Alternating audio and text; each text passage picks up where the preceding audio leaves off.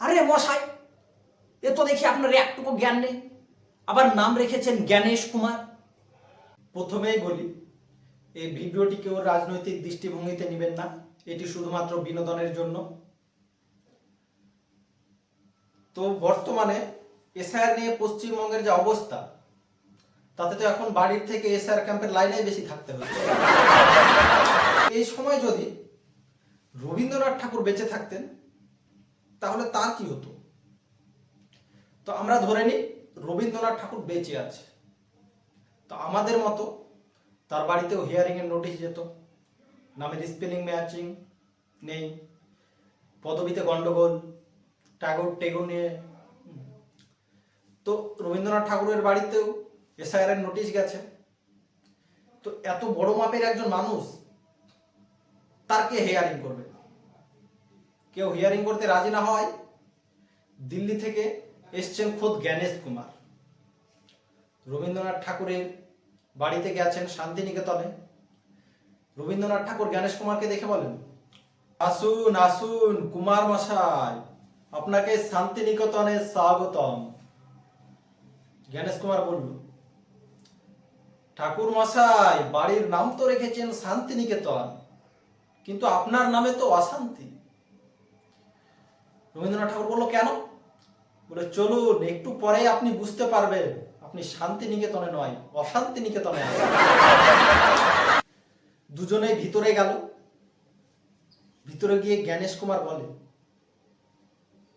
ঠাকুর মশাই, আপনার ফাইলে তো লাল কালির বন্যা। রবীন্দ্রনাথ ঠাকুর হতবাক হয়ে বলল, সে কি লাল কালি? লাল কালি তো আমি ব্যবহার করতাম সেই কবিতা সংশোধনের সময়, আমার নাগরিক তত্ত্বে লাল কালি।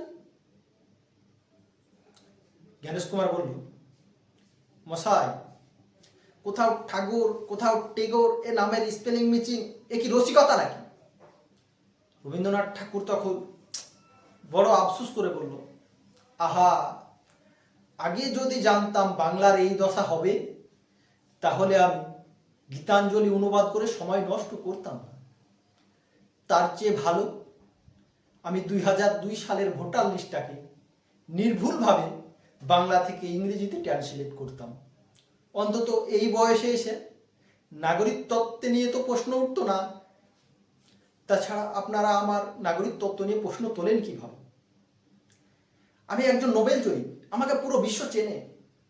জ্ঞানেশ কুমার বলল, মশাই, নোবেল জয়ী হলেই হয় না, নোবেল তো অমর্ত্য সেনও পেয়েছে, তাই বলো কি তার ডাক পড়েনি এশিয়ার ক্যাম্পে?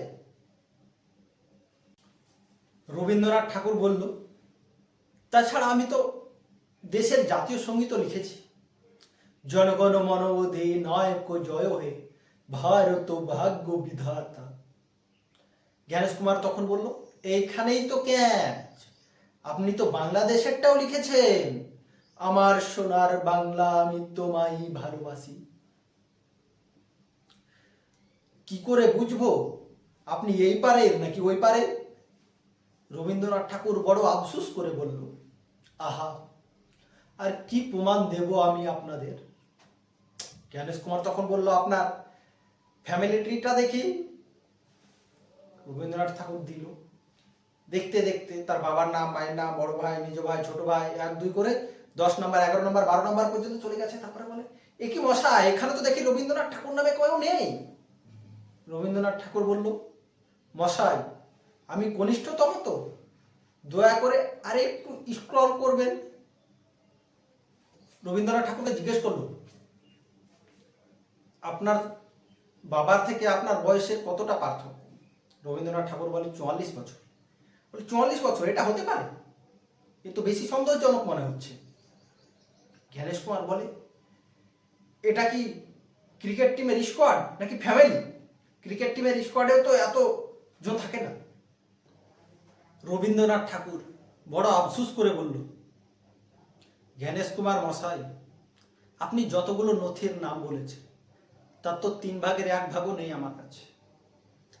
এ শুনে জ্ঞানেশ কুমার বলল, আরে ঠাকুর মশাই, সে তো আমার কাছেও নেই, উপর থেকে নির্দেশ, তাই বলতে হয়েছে।